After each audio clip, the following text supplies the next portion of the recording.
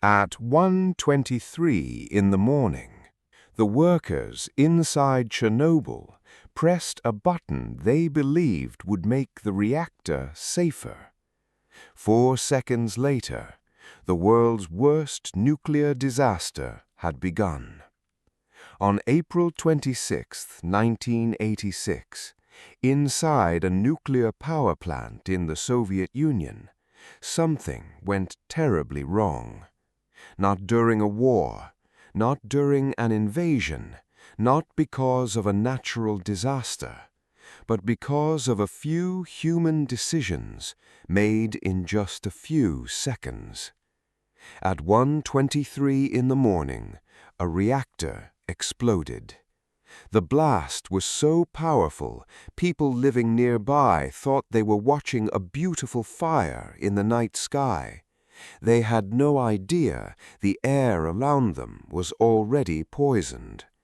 This is the hidden story of Chernobyl disaster and the 4 seconds that changed the world forever. In northern Ukraine, near the city of Pripyat, stood the Chernobyl nuclear power plant. To the Soviet Union, it was a symbol of progress, technology, power, the future. Nearby, workers lived in a modern city built especially for them. Pripyat looked almost perfect. Wide streets, schools, parks, apartment buildings. Nearly 50,000 people lived there. Most of them were young families. Children played outside every day, completely unaware that one night would erase their city forever. On the night of April 25th, engineers at reactor number 4 prepared for a safety test. The goal seemed simple. They wanted to know if the plant lost electricity, could the turbines still produce enough power for a few seconds before emergency generators activated? It sounded routine, but inside the control room, several dangerous problems were already beginning. The reactor's power level dropped too low. Operators made mistakes trying to raise it again. Automatic safety systems were turned off, and slowly, without fully realizing it, the workers pushed the reactor into an unstable condition. But nobody in the room believed disaster was possible. That belief would become fatal. At 1:23 a.m., the test finally began. Inside the reactor, power suddenly surged. The operators panicked. One engineer pressed the emergency shutdown button. It should have stopped the reactor immediately. Instead, it triggered the disaster. For 4 terrifying seconds, the reactor became uncontrollable. Fuel rods shattered. Pressure exploded upward. Steam tore through the reactor core. Then came the first explosion. Moments later, a second explosion ripped the building apart. The roof disappeared into the night sky. Burning radioactive material flew into the air. And reactor number 4 was no longer a power plant. It had become an open nuclear fire. The most horrifying part was that many people did not understand what they were seeing. Residents of Pripyat woke up and looked outside. Some stood on bridges, watching the glowing reactor from a distance. Children pointed at the strange blue light in the sky. It looked beautiful, but the glow came from radiation, invisible, silent, deadly. Firefighters arrived within minutes.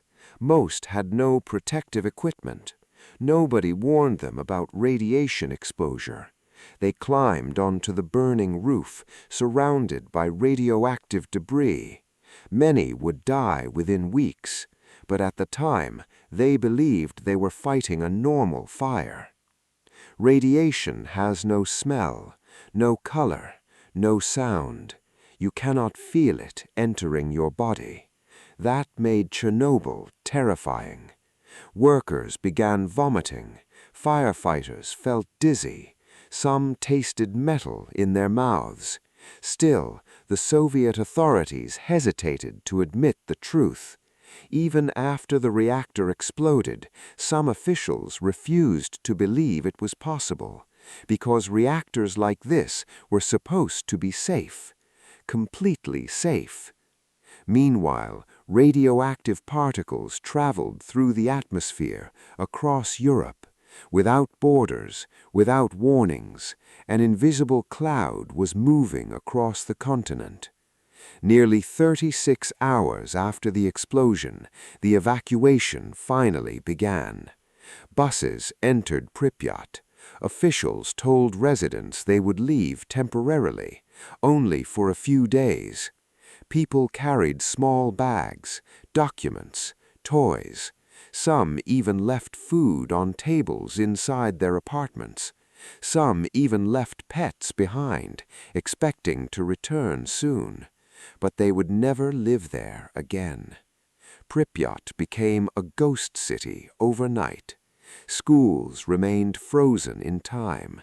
Books stayed open on desks. Ferris wheels never moved again. An entire city disappeared without a war. As the reactor continued burning, scientists feared something even worse. If the molten core reached water beneath the reactor, another explosion could occur, possibly far larger. So thousands of workers were sent into deadly conditions to contain the disaster. Miners dug tunnels beneath the reactor. Helicopters dropped sand and chemicals from the sky.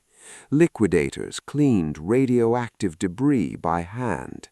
Some soldiers worked for only seconds at a time because radiation levels were so extreme. Many of these people knew the risks, but they continued anyway.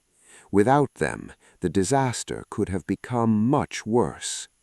For years, the Soviet Union controlled information tightly, but Chernobyl was too large to hide. Radiation alarms began activating in other countries before the Soviet government publicly admitted what happened. The disaster shocked the world. And inside the Soviet Union, something changed. People began questioning authority, questioning secrecy, questioning the entire system. Some historians even believe Chernobyl helped accelerate the collapse of the Soviet Union itself. One reactor explosion shook a superpower. Today, the ruins of Chernobyl still exist. Silent buildings, empty classrooms, rusting amusement parks. Nature slowly returned to places humans abandoned. But the story of Chernobyl is not really about technology alone. It is about human decisions, overconfidence, fear, secrecy, delay. Because the most dangerous disasters in history often begin the same way, not with evil people, but with ordinary people who believe nothing can go wrong. And in just 4 seconds, the world changed forever.